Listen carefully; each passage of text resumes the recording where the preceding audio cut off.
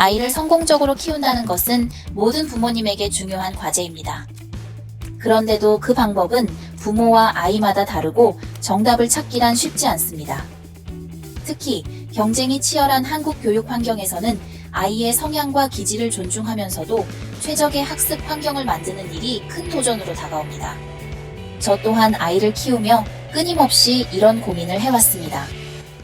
한 작가님은 두 아드님을 카이스트와 서울대학교에 각각 진학시키며 자녀 교육에서 얻은 깊은 통찰과 경험을 바탕으로 많은 부모들에게 영감을 주고 있습니다. 무엇보다 자녀의 특성과 학습 스타일을 이해하고 거기에 맞춘 교육 전략을 세웠다는 점이 인상적입니다. 부모로서의 한계를 솔직히 인정하고 시행착오를 겪으면서도 끝까지 자녀와 함께 성장해온 이야기는 많은 부모님들의 공감을 불러일으킬 것입니다. 이번 글에서는 작가님의 교육 철학을 중심으로 실질적으로 적용할 수 있는 3가지 교육 전략을 소개하려 합니다. 첫째는 아이의 기질을 이해하는 법, 둘째는 자녀와의 소통법, 셋째는 적절한 보상의 활용법입니다. 이 3가지 전략은 단순한 이론이 아니라 부모와 자녀가 함께 성장하며 신뢰를 쌓아갈 수 있는 실천 가능한 방법들입니다. 첫 번째로는 아이의 기질 이해하는 방법입니다. 아이의 기질을 이해한다는 것은 아이의 성격, 행동 패턴, 학습 스타일 등을 세심히 관찰하고 파악하는 것을 의미합니다. 이는 자녀에게 가장 적합한 학습 환경을 만들어주는데 중요한 첫걸음이 됩니다. 아이마다 성향과 특징이 다르기 때문에 모든 아이에게 동일한 방식으로 접근하는 것은 종종 비효율적일 수 있습니다. 예를 들어 작가님의 큰아드님은 내성적이고 책을 좋아하는 성격이었기 때문에 자기주도 학습을 돕는 환경이 큰 효과를 발휘했다고 합니다. 반면 작은 아드님은 경쟁심이 강하고 외향적인 성격이라 성취감을 느낄 수 있는 소규모 학원 수업이 더 적합했다고 합니다.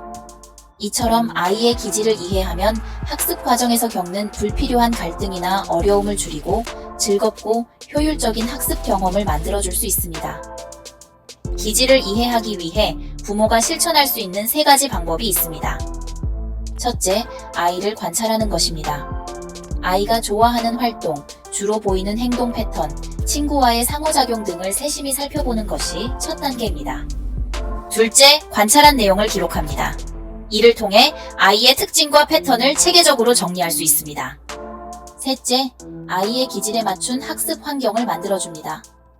이는 아이가 학습에 흥미를 느끼고 자신감을 키우는 데 중요한 역할을 합니다.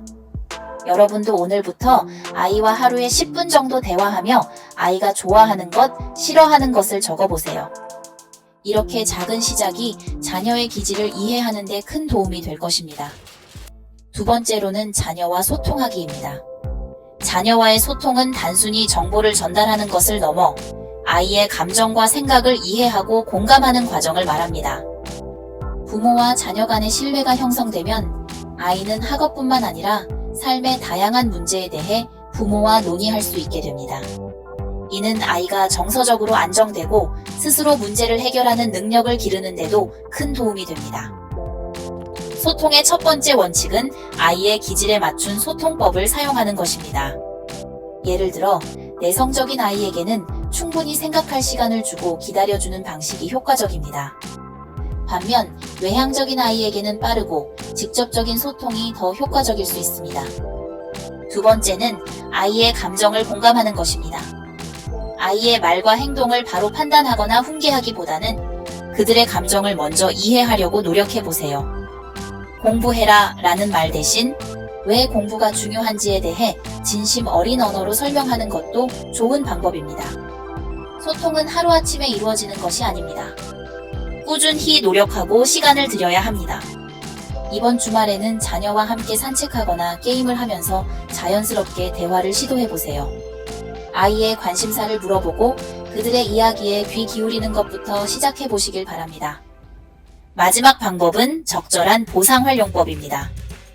보상은 자녀가 특정한 목표를 달성했을 때 그들의 노력을 인정하고 동기를 강화하는 데 사용하는 긍정적인 강화 요소입니다. 적절한 보상은 자녀에게 큰 동기부여가 될 뿐만 아니라 부모와 자녀 간의 신뢰를 쌓는 데도 도움이 됩니다. 작가님은 자녀의 게임 시간을 하루 단위가 아니라 주 단위로 정해주셨다고 합니다. 이를 통해 아이들이 스스로 시간을 관리하는 법을 배울 수 있도록 도왔습니다. 또한 시험이 끝난 후에는 페인데이라는 이름으로 하루를 온전히 쉬게 하며 자녀들의 노력을 인정하셨습니다. 보상을 활용할 때 중요한 점은 공정성과 예측 가능성입니다. 보상이 언제, 어떤 조건에서 주어지는지 아이가 명확히 이해할 수 있어야 합니다. 하지만 보상이 과도할 경우 아이의 내적 동기를 저하시킬 수 있기 때문에 균형을 유지하는 것이 중요합니다. 이번 주에는 자녀의 작은 성취를 칭찬하고 함께 외출하거나 놀이 시간을 계획해 보세요. 보상을 통해 자녀와의 유대감을 형성하고 그들의 동기를 자연스럽게 끌어올릴 수 있을 것입니다.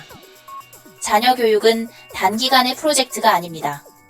부모와 자녀가 함께 성장해가는 긴 여정입니다. 작가님의 사례는 이 여정에서 우리가 배울 수 있는 큰 교훈을 제공합니다. 지금 이 순간 자녀를 향한 작은 관심과 배려가 그들의 미래를 바꿀 수 있습니다. 완벽하지 않아도 괜찮습니다. 중요한 것은 부모로서의 진심과 노력이 아이들에게 전달되는 것입니다. 여러분의 가정에서도 아이들의 잠재력을 발견하고 부모와 자녀 모두가 성장하는 과정을 즐기시길 바랍니다. 함께 만들어가는 성공적인 교육의 길을 응원합니다.